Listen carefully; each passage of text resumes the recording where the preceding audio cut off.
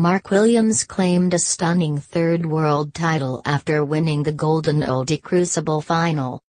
The 43-year-old Welshman became the oldest Betfred World Championship winner since compatriot Ray Reardon in 1978 with a 18-16 victory over Scot John Higgins.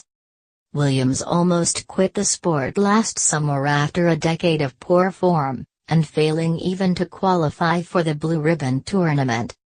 But wife Jo persuaded him to give snooker one more go, with the assistance of coach Steve Feeney and his sighting techniques.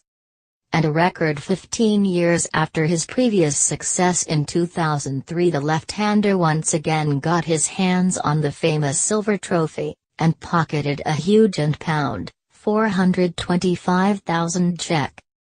And it capped a sensational campaign for Williams, who also won 3 other titles including events in Belfast and Berlin.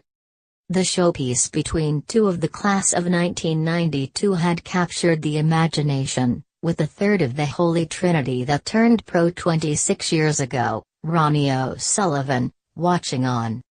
But defeat was a huge blow for Higgins, 42, who lost in the final for the second year in a row after blowing a 10-4 lead against Mark Selby 12 months ago.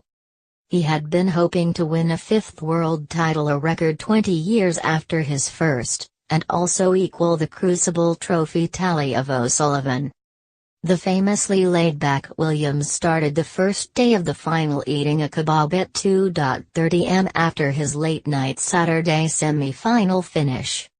And he was also seen accepting chocolates and wine gums from a fan in the front row during the match. This was the oldest Crucible final in history, the combined age of the pair coming to 85, 2 more than the Reardon v Perry Man's final, 83, in 1978.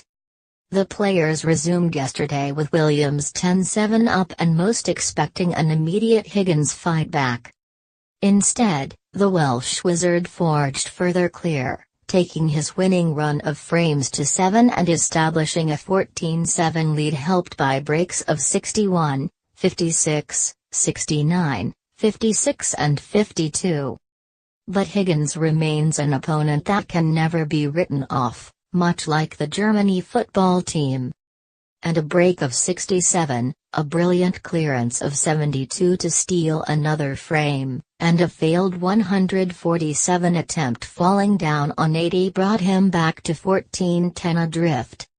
But the 25 frame, the last before the evening climax, felt like a big one, and it was Williams that stopped the rot and moved 5 clear.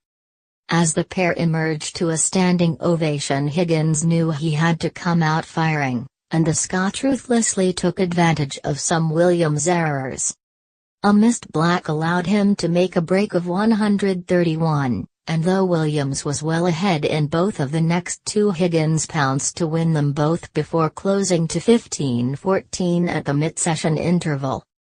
And Higgins then drew level for the first time since 7-7 at 15-15. But Williams gathered himself superbly to kick on past the winning line.